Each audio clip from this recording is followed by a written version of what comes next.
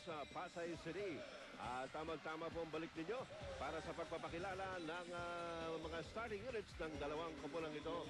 Una po tinatawag ang Pure Foods Tender Juicy Giants ni Coach Ryan Gregorio.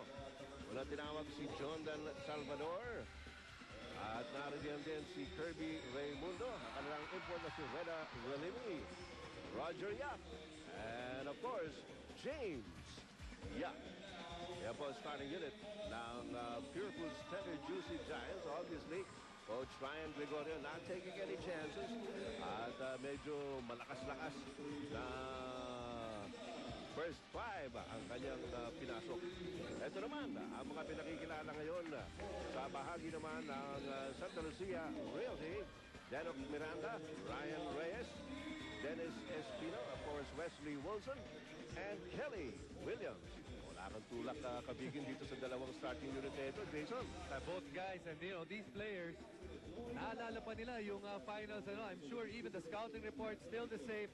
Basically, same starting unit for both teams as in the finals. Nagdagdag lang ng mga import. That's right.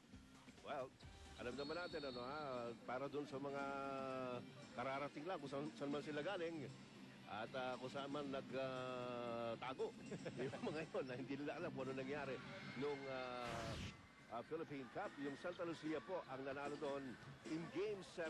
Inabot po ng 7 games yung series na yun. Ganong katindi ang labanan. First possession to Pure Foods, James Yap with a finger roll. Wesley Wilson para sa rebound. Here's Ryan Reyes. Forward to Kelly Williams. Two-man game. Williams humihit.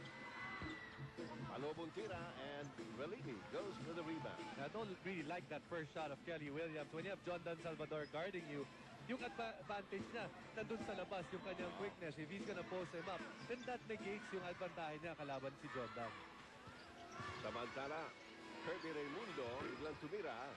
Relini for the offensive rebound. Sa unang score, ang ating impresyon, dito kay Reda Relimi, not really a scorer, pero pagka ganyan pagkakataon, kailangan talagang you have to be more aggressive offensively. And just getting offensive rebounds, I think that's what really Pure Foods wanted to get. Not one guy that will disrupt their offense. That has already been proven that it has been working. Been to the finals, won a championship 3 years ago. So kailangan lang nila able support from their import. Yeah. Ayan si Relini at the post. Abot his shot, pero ayun na naman ang offensive. Salvador misses it at point-blank range. Mukhang madaling tira, pero these things happen. Believe me, Ed, I know. I think I know also. 2-0 lead here para sa Pure Foods. Hindi pa nakakascore ang Santa Lucia. Ryan Reyes has it.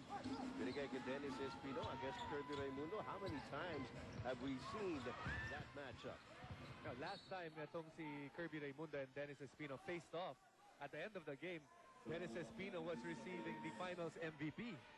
Tama, Meantime, ball stays with Santa Lucia. 8 seconds on the shot clock now. Grabe niya. Medyo nagtsatsa ng konti.